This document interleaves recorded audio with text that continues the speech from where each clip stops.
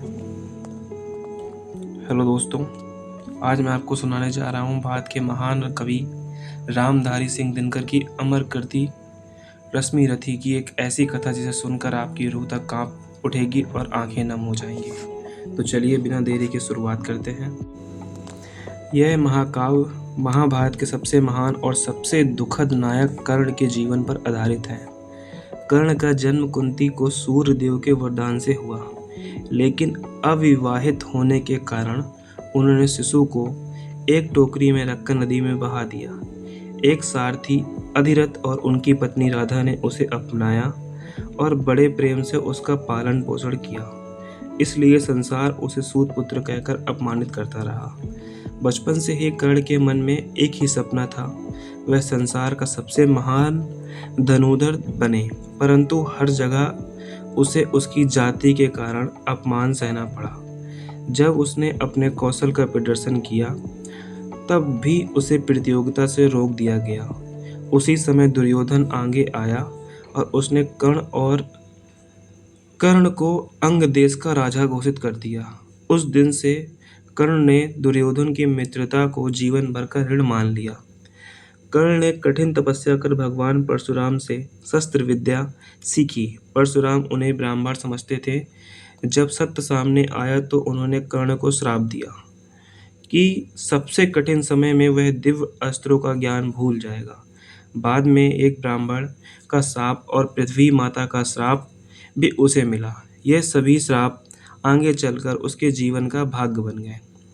महाभारत युद्ध से पहले भगवान कृष्ण ने कर्ण को बताया कि वह वास्तव में कुंती का ज्येष्ठ पुत्र है और पांडवों का सबसे बड़ा भाई है।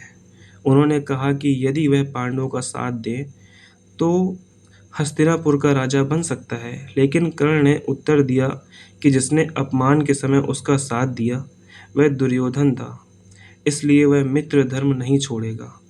इसके बाद कुंती भी कर्ण के पास पहुंचती है और उसे अपने भाइयों का साथ देने की विनती की। कर्ण ने उन्हें सम्मान दिया पर कहा कि दुर्योधन का साथ नहीं छोड़ूंगा।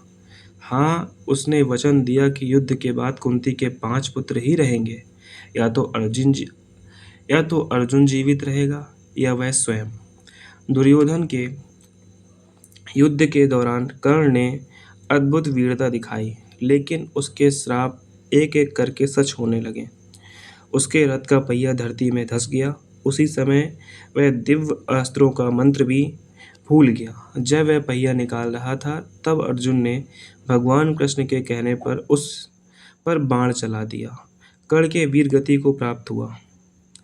कर्ण एक ऐसा महान योद्धा था जो पूरे महाभारत काव्य में सबसे अलग ही था। उसकी मृत्यु के बाद पांडवों को पता चला कि कर्ण उनका बड़ा भाई था। यह सुनकर वे शोक से भर उठे। कुंती भी जीवन भर इस रहस्य का बोझ उठाती रही। यह केवल कर्ण की कथा नहीं, बल्कि यह सम्मान, मित्रता, त्याग, अन्याय, भाग और मानवता की गाथा है। रामधारी सिंह दिनकर ने कर्ण को एक ऐसे नायक के रूप में चित्रित किया जो अपमान और विपरीत परिस्थितियों के बावजूद अपने वचन और मित्रता से कभी नहीं डिगा और नहीं कभी हारा। वह एक बहुत ही महान योद्धा था। वो हार जरूर गया महाभारत के युद्ध में, लेकिन वे आज भी जिंदा हैं। तो धन्यवाद दोस्तों। यह आपको कहानी अच्छी लगी हो तो चैनल को सब्सक्राइब करें और वीडियो को लाइक करें। धन्यवाद।